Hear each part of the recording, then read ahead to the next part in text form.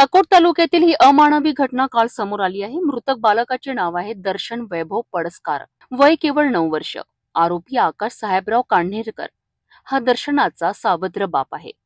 त्याला संशय होता की भविष्य काळात हा मुलगा संपत्तीवर हक्क सांगेल। या कारणावरून त्याने आपला मित्र गौरव वसंतराव गायगोले यांच्या मदतीने दर्शनची निर्घृण हत्या केली आहे। या हत्येनंतर मुलाचा मृतदेह जंगलात फेकून दिला गेलाय। अनेक तासांच्या शोधानंतर दर्शनाचा मृतदेह सापडला आणि खळबळ उडाली। पोलिसांनी चौकशी केली असता या खुनामागील कथित संपत्तीवरील संशय ही कारणे समोर आली आहे। अकोट पोलिसांनी तत्काळ दोघांनाही अटक केली असून खून, कटकारस्थान व बालहत्येच्या कलमात गुन्हे दाखल करण्यात आले आहे। समाज मनात सुन्न आहे। केवळ संपत्तीच्या संशयातून एका बालकाचा जीव घेण्यापर्यंत माणूस खाली गेला आहे। हे पाहूनही राग येतो आणि दुःखही होतं। काल रात्री 8:30 वाजताच्या सुमारास एक महिला अकोट शहर पोलीस स्टेशनला येऊन तशी तक्रार दिली की तिच्या 9 वर्षाचा मुलगा जे आहे ते मिसिंग झालेला आहे। ही माहिती मिळतानाच अकोट शहर पोलीस स्टेशनची टीम, त्यांचे अधिकारी, अंमलदार आणि त्यांचे नेतृत्व करणारे आपले ठाणेदार अकोट शहरचे, त्यांनी त्याचे शोध लावण्याचे काम चालू केला। आता काही दिवस अगोदरच माननीय मुख्यमंत्री साहेबांच्या हस्तेनी जे इनॉग्रेट झालेला आपला CCTV सिस्टम आहे त्याचे तांत्रिक वापर करून आपल्याला असं कळालं, आपल्याला एक व्हिडिओ मिळाली ज्याच्यात तोच संशयित 9 वर्षाचे मुलगा जे मिसिंग झालेला आहे तो एक बाईकवर बसून 2 पुरुषांसाठी जाताना दिसते।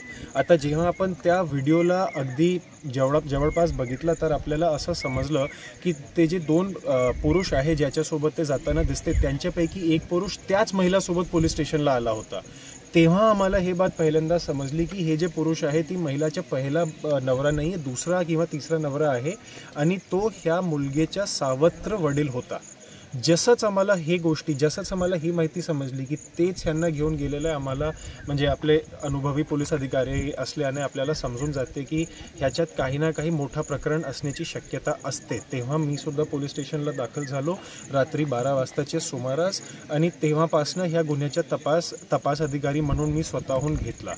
त्याच्यानंतर मागचे आपण सर्व बघतच आहे, आपण इथे जे पहाडी टप्पा आहे अकोट आणि अमरावतीचे बॉर्डरवर शहानूर सँक्च्युरी जे आहे ते इथून जवळपास 10 ते 12 किलोमीटर असेल, जे मोठे मेळघाट टायगर रिझर्वचा एक भाग आहे। त्या टप्प्यामध्येच आपल्याला हे जे आरोपी आहेत, ते जे संशयित इसम जे आरोपी आहे ते म्हणत होते की त्यांनी कुठेतरी जे मुलं आहे त्याचे इस्माला, त्याची बॉडीला इथे कुठेतरी टाकलेलं आहे। तर मागचे 10 तासपासून सातत्याने अकोट उपविभागचे जे आपले पोलीस अधिकारी आणि अंमलदार आहेत, ते अकोट ग्रामीणचे असो किंवा अकोट शहरचे असो, त्यांनी परिश्रम घेऊन ते बॉडीला फायनली शोधला आहे आणि त्या बॉडीला आपण शोधून त्याला PM आणि इन्क्वेस्ट आणि इतर कार्यवाहीसाठी पुढे अकोटला पाठवलेलं आहे।